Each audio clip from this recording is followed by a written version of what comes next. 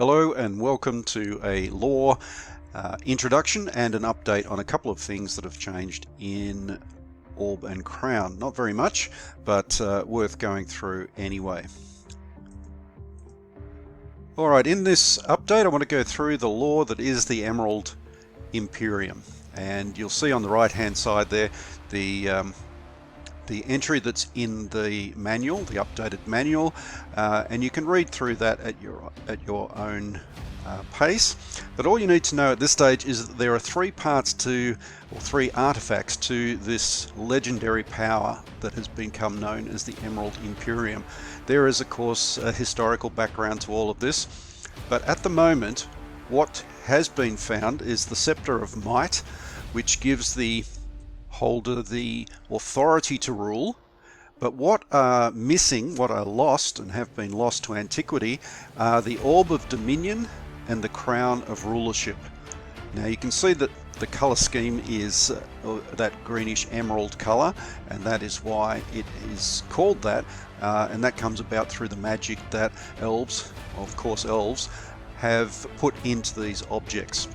When they are all together, when they are all combined together in the one possessor or holder, it gives great power. It gives unopposed rule, that the person gets great understanding, great wisdom as well.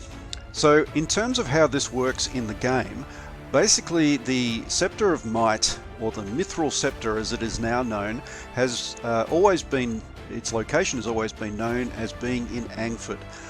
It is in the cathedral city of Huntington, and from time to time randomly selected by the Bishop of Huntington, the scepter is taken up to the capital of Angnord, Watersbend, and is put on display for the heir to the throne, Prince Amund, to look upon, to remind him of his destiny and his responsibilities before the scepter is taken back.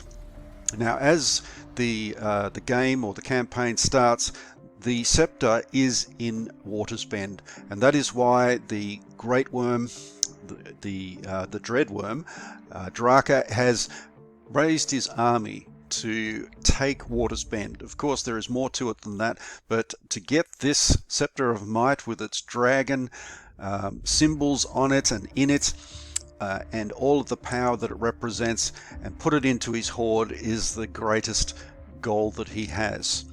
So from the game point of view, that is what you are trying to achieve, is the defeat of the three countries on the map that have, or are likely to have, these things in them.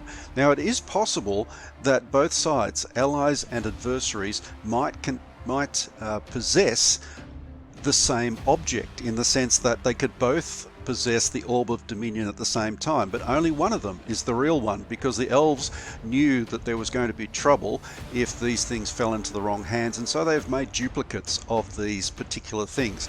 And so no one will know whether the full three artifacts are together until they are brought together and the person holds them and wears them.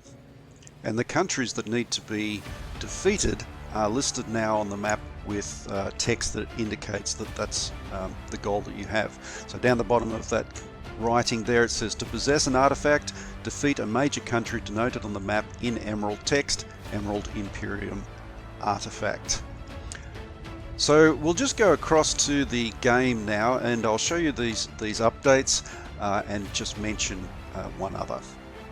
Okay, so I will go into the game using the hot seat mode, and this shows you straight away a new pop-up which tells you about the Emerald Imperium. They're slightly different for each side because obviously they have different goals. So this is the adversaries one. It says the three artifacts that comprise the Emerald Imperium are coveted by the rulers of the world. The powers conferred upon the one who possesses all three are legendary. Two have fallen out of the annals of the world, but the location of the Scepter of Might is known. Since its refashioned form was bestowed upon the ruler of Angford as a gift from the Heimdall dwarves, it has been the symbol of Angford's power, known as the Mithril Scepter, kept in Huntington and taken to Watersbend occasionally. Today is one of those occasions when the city's defenders will be distracted by its presence. With its dragon sculpted in mithril, the scepter is the symbol of power that Draka, the Dreadworm, desires to possess above all others. To that end, he has secretly raised a mercenary army to unleash against the walls of Water's Bend. Sages have determined where the Orb and Crown are likely to be. See the victory conditions. So they are the pictures of the Emerald Imperium artifacts, and that is just added as information or flavor text at the beginning. So the next one that comes up is what we're familiar with already, the story of the attack of Draka upon the city of Water's Bend, and also the information for the adversaries' countries. Now what you will see on the map straight away that's different is that the country names have, if they are part of the quest for the Emerald Imperium, they have just that underneath in green text, Emerald Imperium artifacts. So Angnord has one, Angford has another, and if we scroll out a little bit, you will see that Potentia has another one, the Ancient Lands have another one, and over here we have Guartenheim and Mittelheim. Now there are only 3 parts, so why are there 6 countries? Well, because like I said, there are also duplicates, and the ultimate winner of the game of Orb and Crown is the one that finds all 3 to start off with, defeats the 3 countries that they need to in the victory conditions to find those artifacts.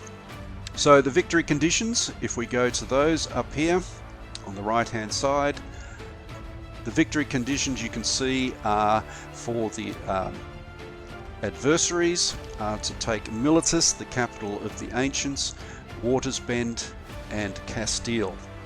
Now to get the victory, it's not required to actually defeat each of those countries. So it is possible to get a minor victory by taking these cities without actually getting all of the pieces of the Emerald Imperium, but it's highly unlikely. So the allies need to take Guartenheim, they need to take Trondheim and Adrianople. Now the 2 that are the hardest to take and the ones that will get a major victory, Water's Bend for the adversaries and Adrianople for the allies. So that is the lore of the Emerald Imperium and how it affects the game of Orb and Crown. The only other thing that I wanted to mention in this update is that the number of elite units has been dropped in some cases. Now remember that these are kind of like the heavy tanks in Strategic Command War in Europe, and so having too many of them will unbalance the game significantly. There have been a few changes and less of them will be on the field, and they are detailed in the updated manual. So may fortune aid you in your quest to find the Emerald Imperium, and good luck and have fun.